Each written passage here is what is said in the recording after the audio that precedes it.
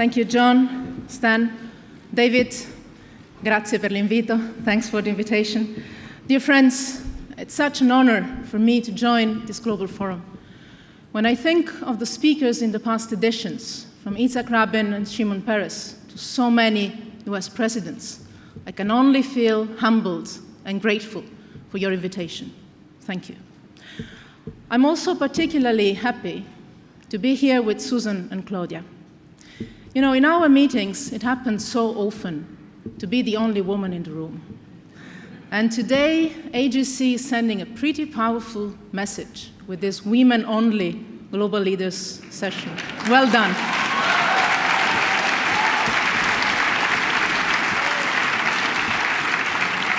And you know, today we somehow talk about women and men and their lives. This is a very special day and moment to join you all for so many reasons. It is a delicate moment for America. It is a difficult moment for Europe and for the Middle East. And in a few days, we will present, together with the other leaders of the Middle East Quartet, a report on how to preserve the two-state solution and turn it into a reality. But today is also the first day of Ramadan. And I am sure you will allow me to wish our Muslim friends all the best and to do it from here. Because one thing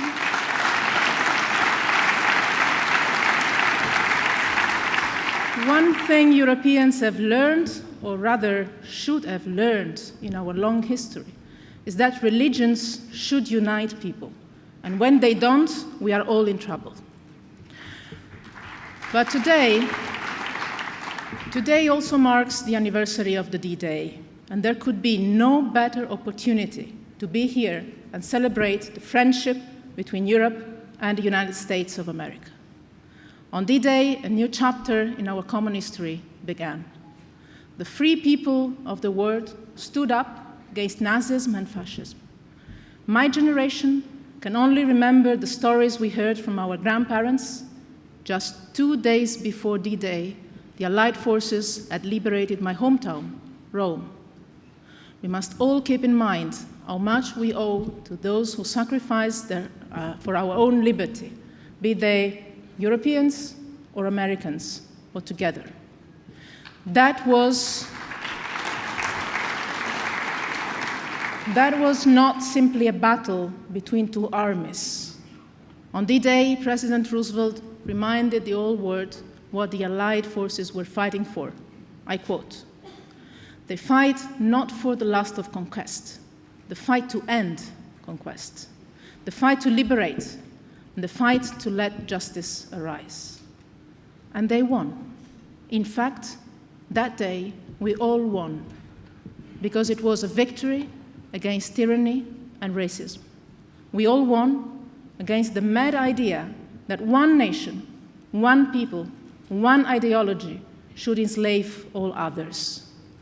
That society would be stronger, perfect, with all differences deleted, eliminated, when all people would be identical, when all diversity would be destroyed.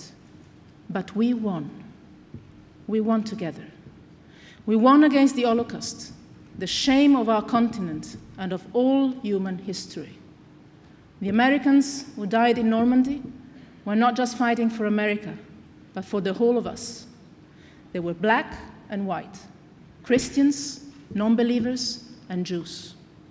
And as an Italian, I can only be grateful to the Jewish Brigade for the contribution to the liberation of Italy.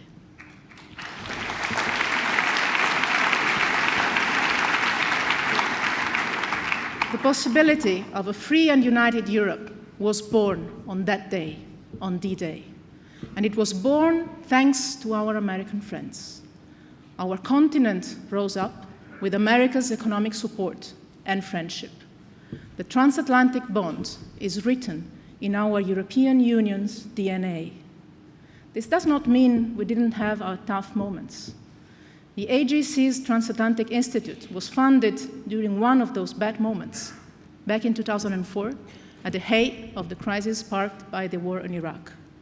And we must truly be thankful to the American Jewish Committee and to the Baruch family for having invested in our friendship right when we needed it the most, because true friends know how to overcome difficult moments. The very night Barack Obama got elected in 2008, he spoke clearly about alliances to repair. 8 years later, today, our alliance couldn't be in better shape. And let me tell you, whoever the next president will be, I can only hope that our European Union and the United States of America will keep working together, as we have done in the past years, hand in hand, always. Because in difficult times, there's nothing you need more than good friends. And both Europe and America need our friendship to remain strong. And let me tell you, it's the entire world that needs our friendship to remain strong.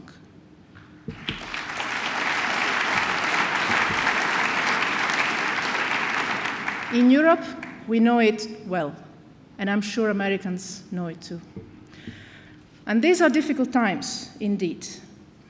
This is very true for the Middle East, and I'll come to that in a moment. But these are also tough times inside our own societies. Times when anti-Semitism and racism are once again on the rise, including in Europe. We don't want to deny it. We want to face it and fight it. 4 people were killed in a kosher shop last year in Paris. 4 the year before at the Jewish Museum in Brussels. Europe is today exposed to a new kind of threat. But it's not just terrorism we have to worry about. There is also something else and deep. We see movements and parties who nourish and foster anti-Semitic discourse.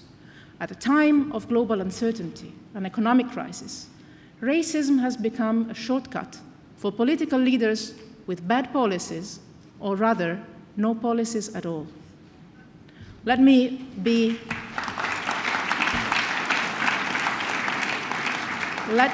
totally clear on this. We will not close our eyes against the new anti-Semitism. We will not wait until it goes away, because we know if we don't act, it will not go away. We have to act together.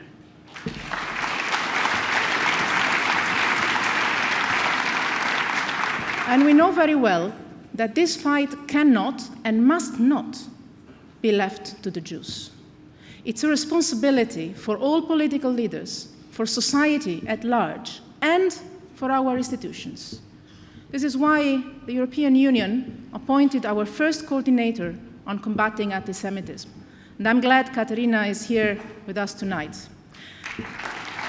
By the way, let me share with you a personal note. Can I, Katerina? Yes, I can.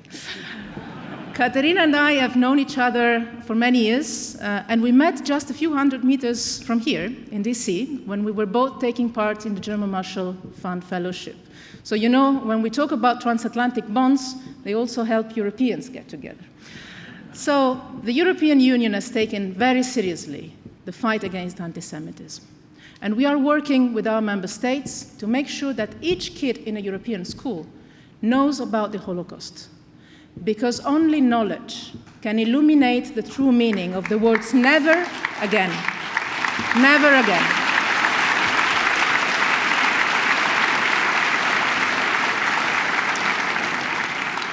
Europe and America are the homeland of free speech.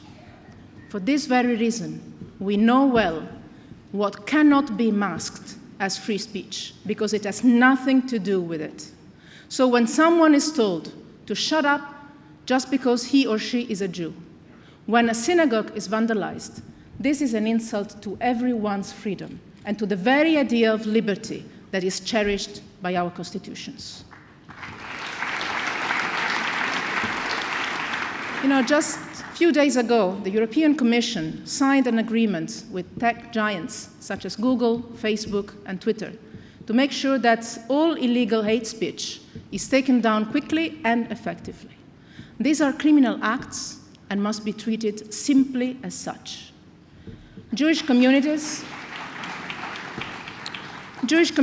and Jewish culture are central to the social fabric of our continents, both in the United States and in Europe. Here in America, you have always focused on what people are doing, where people are going, on the future, not where they've come from. And this makes your country such an incredible place. We have much to learn from you. I know this is not something you hear a lot from Europeans. But while we work on it, and we continue to keep in mind our past, our history, where we come from, let me tell you that in Europe, our history is simply impossible to separate from the history of the Jewish people. Let me tell you something about Rome, where I'm from, the other eternal city together with Jerusalem. When someone wants to prove he or she is truly from Rome, they say, I'm a 7th-generation Roman. Now, believe me, this is almost certainly not true. And this is almost impossible. I am myself, I have to admit, a 1st-generation Roman. But there are some cases of true Romans, 7 generations Roman.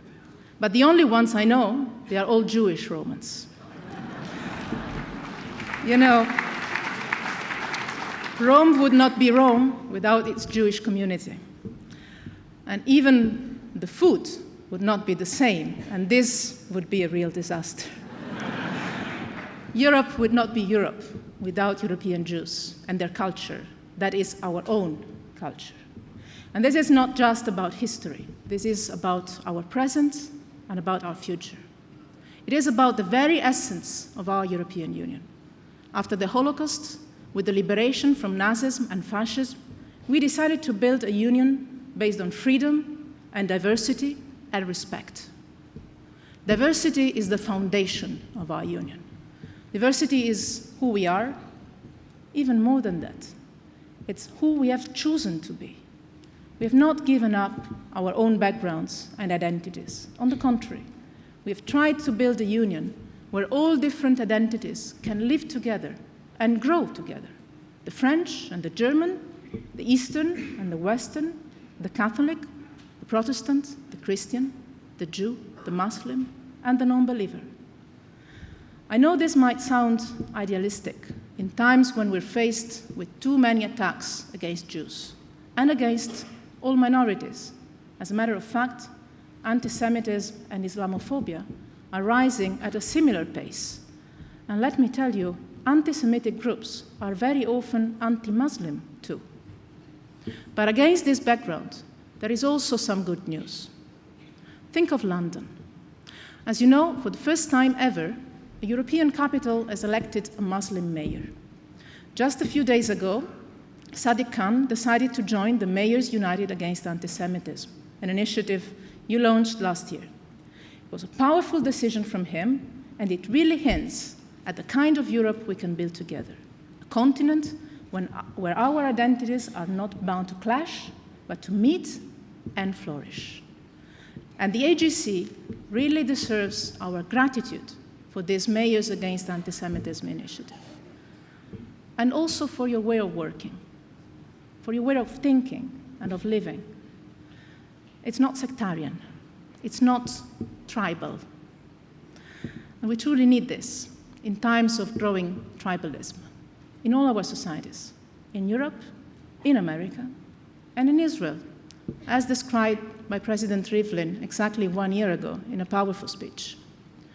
The question is whether we want to focus on the dividing lines among our tribes or look instead at what binds us together. It is a difficult challenge for all our societies, but I'm convinced that what truly divides our peoples is not religion or nationality. The only meaningful dividing line runs between those who are ready to work for peace and coexistence beyond our differences and those who refuse the idea of living together in peace. That is what is at stake. In these times, it feels like the peacemakers are some kind of endangered species.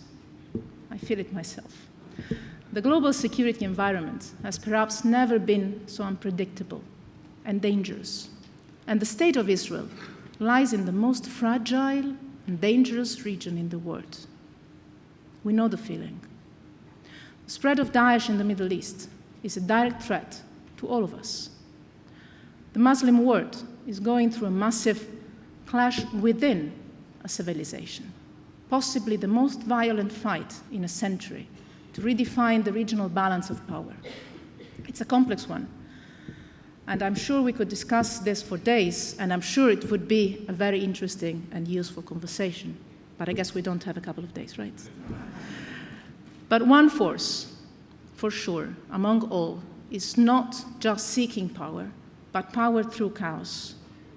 Daesh is trying to destabilize all countries in the region and beyond, misusing and manipulating religion for their dirty fight for power. And against chaos, I know very well that working for stabilization and reconciliation and even peace is an uphill task, and that the war rhetoric can fascinate many. This is exactly what they want. They want the war rhetoric to win in our societies. And still, I believe there is no other way out. We need a new deal among all the peoples and the powers of the Middle East, or conflict will spread even further to the entire region and far beyond, to Europe, to Africa, to Asia, to the world. Our European Union, together with the United States and the international community, is working to avoid an even greater escalation. We all know how difficult this is. Our efforts for peace in Syria have faced a huge number of stops and goes, and the long-awaited political transition is still not at hand. But I am convinced that finally we are walking on the right path, together with our American friends.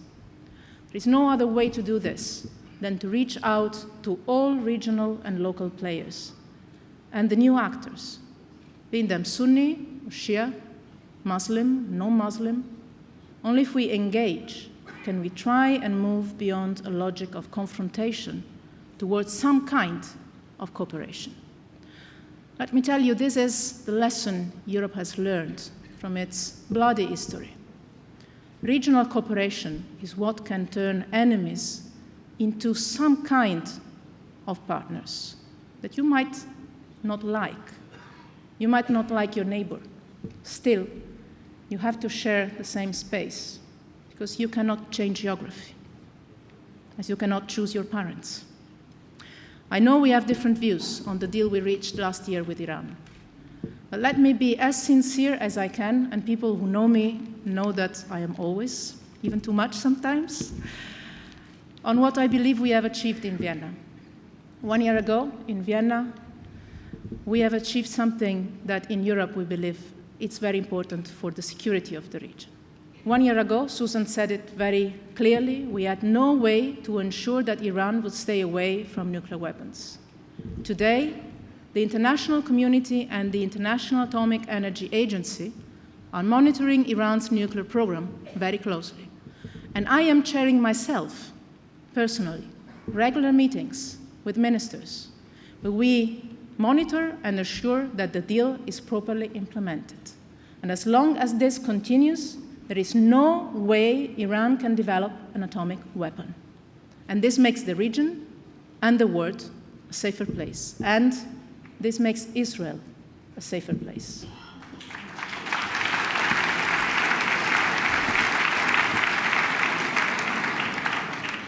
The sanctions that Europe and the United States imposed on Iran were linked to the nuclear program. Sanctions are never a policy in itself. They serve a purpose. And when we reached our goal, we also lifted our nuclear-related sanctions. It is a matter of credibility in a rules-based international community. And we want to be true to our rules. I know some of you are worried, many of you, most of you, all of you, about Iran's influence in the region. We are worried as well. Still, yes, Iran is a player in regional dynamics. You have to face reality, you cannot deny it. This is true for both historic and geographical reasons, and you cannot change either of them.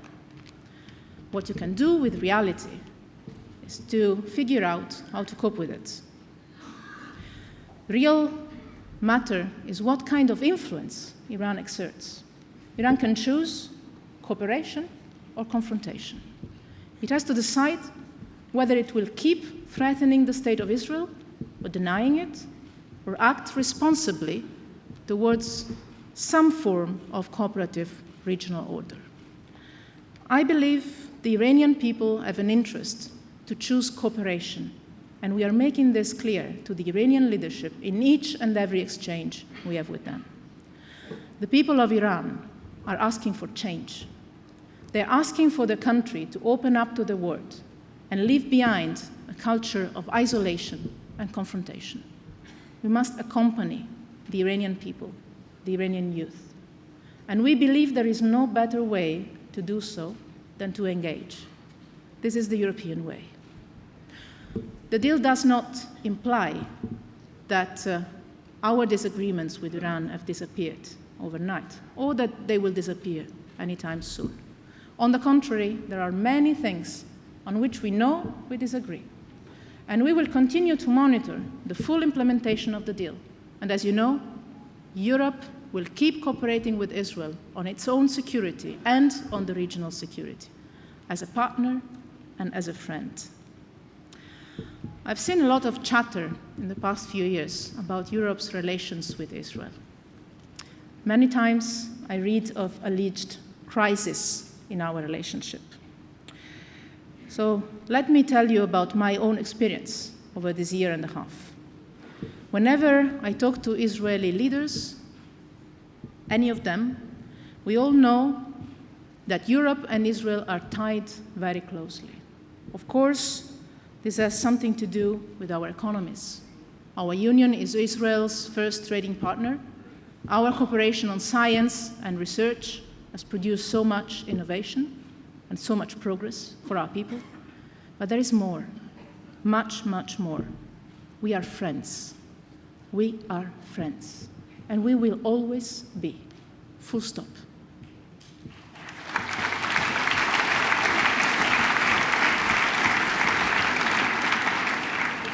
You know, friends can disagree from time to time. That's even healthy. On single issues, on specific policies. But we are and we will always be friends. That's in our DNA. And I know it's in our DNA in Europe, and it's in our DNA in Israel. Deep inside. And that will never, never change.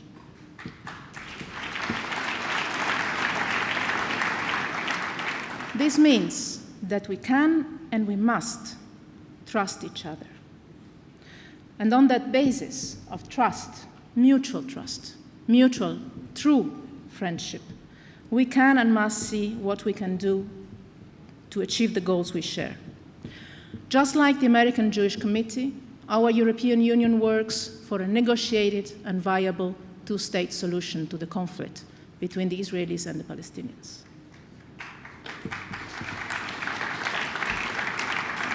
It's been a long time since Oslo. It's been a long time, and the conditions for two states have still not been achieved.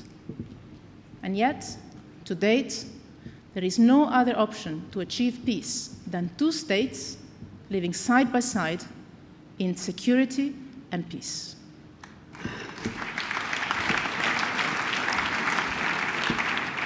You know, I've seen your pain with my own eyes in Ashdod in July 2014, together with then Foreign Minister Lieberman. I've seen the pain of a family whose house had been destroyed by a shell fired from Gaza. This is why we need peace. Because those kids that I met there deserve a normal life. A normal life that today they don't have. They deserve it. And the only way of making that life normal is bringing peace. I've learned it from great Israeli leaders. Peace will come with security, security will come with peace. Let me tell you something. My first visit as High Representative was to Israel and Palestine. And I was the first to visit Israel after the last general election last year.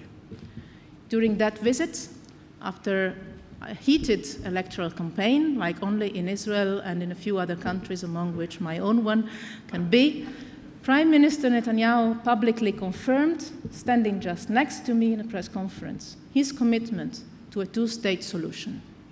And I was glad to hear that he and other ministers repeated just the same a few days ago after the new coalition deal. Still, we are not moving forward. We hear the words, we don't see the acts. The opposite is true. The perspective of two states is fading away.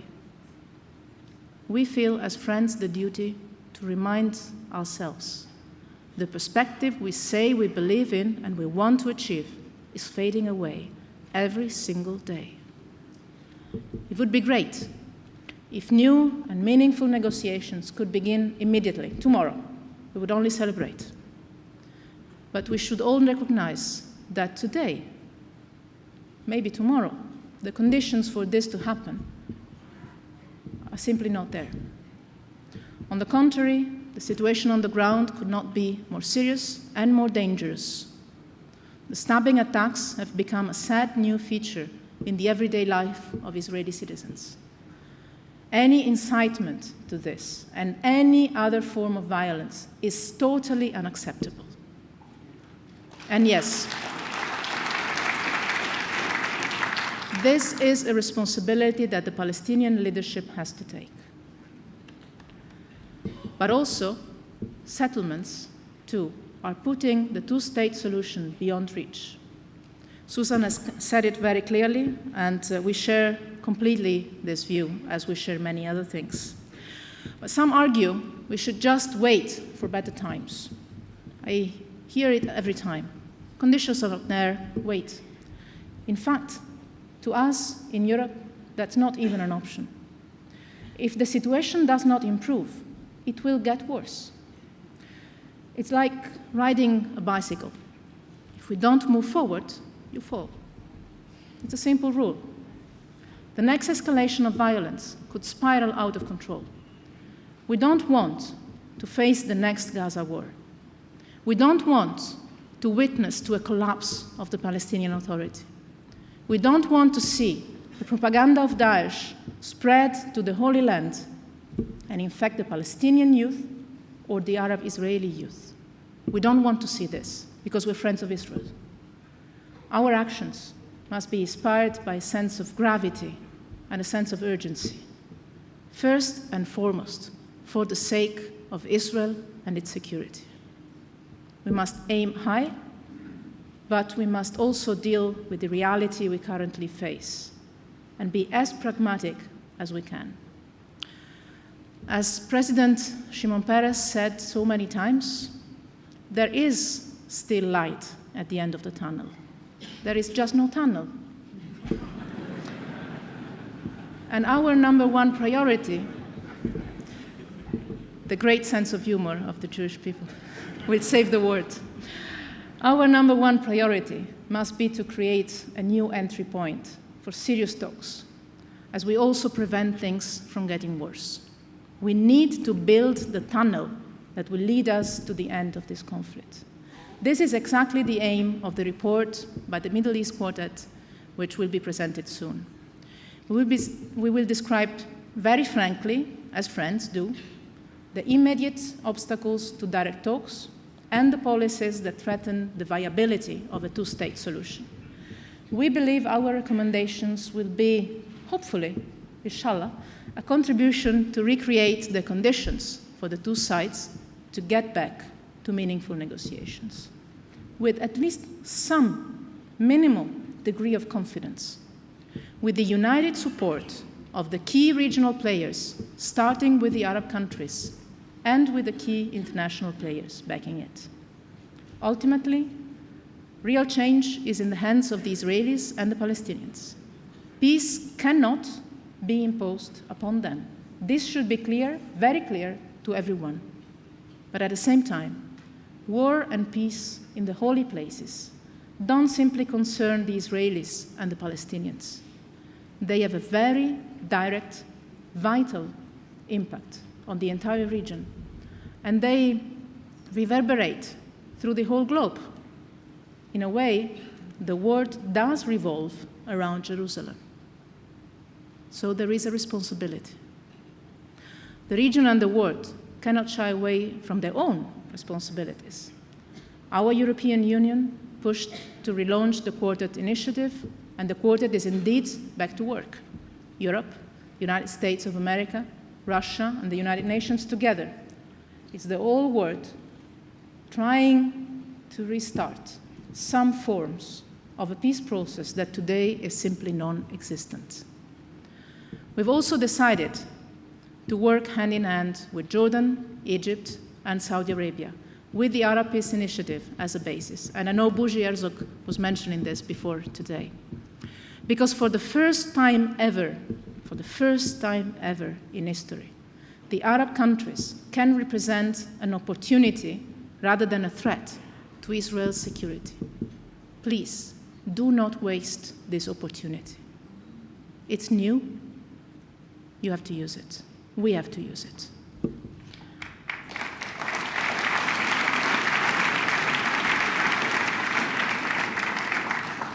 Europe's commitment to peace won't falter and won't waver. Our union's internal debate is often very heated, as it is indeed the case in Israel. We have a lot in common. At the end of the day, we share the same part of the world. But the fundamental choices of our foreign policy are solid, they are here to stay, and they are clear. You will hear me saying the same messages here, in the UN Security Council, in Ramallah, in Tehran, in Brussels, in Jerusalem.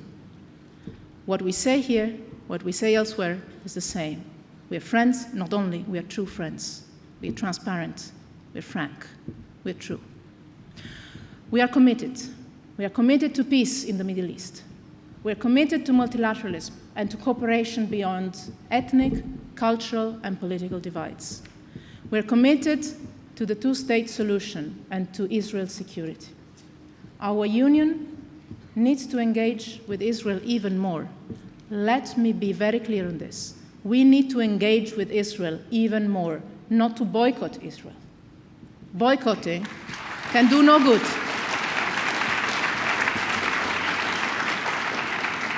We are friends. We want to work together, not to separate our destinies apart. Also because it would not be possible, and it would be an admission of our own respective failure. We are one. We are one. Around the Mediterranean, we say we are on the same boat. For me, and for so many Europeans, Israel is a natural partner.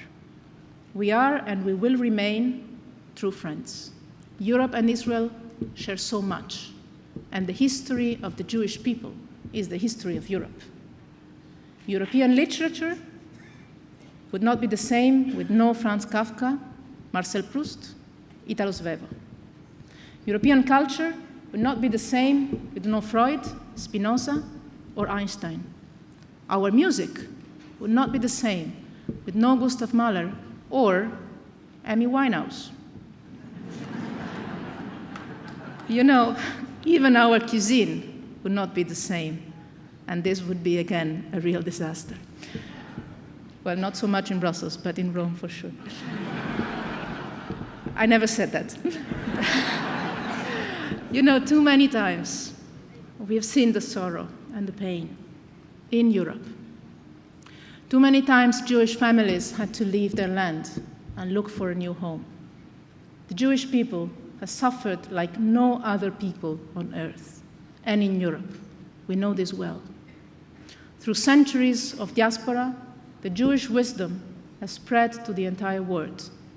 It has inspired so many peoples and cultures and reached out to the whole humankind.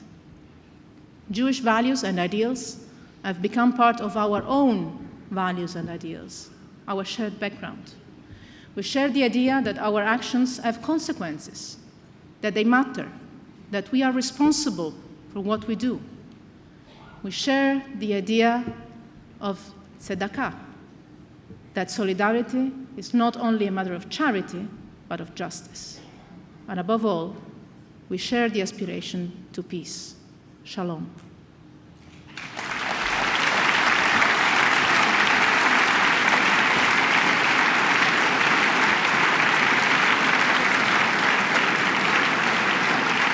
Shalom.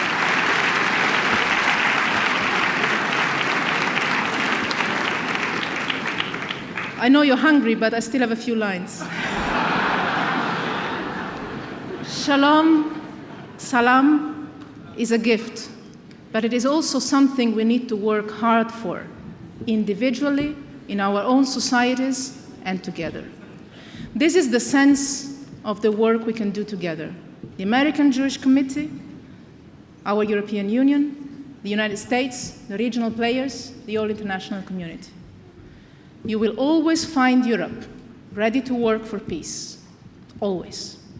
Actively, quietly, humbly, but stubbornly. We will be there. I've grown up to the dream of Oslo.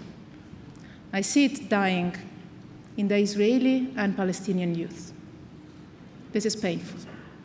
I see it dying in the political discourse. I see it dying in our societies. We are giving up peace. Peace is not something you're free to give up to. We are starting to find this whole situation normal. It is not. And it is a risk that no one of us can run, in Israel, in Europe, in America. If we want peace, because we know that only peace will bring security for all, we all need to start building it. We have a responsibility. Together, we can be peacemakers. And this is the most difficult, but also the most important, the most beautiful thing we can do in these difficult times in the history of our world. And to build it in our beautiful, difficult, but also exciting part of the world, the Mediterranean. So, shalom aleichem, salam alaikum. May peace be upon the all of us. Thank you.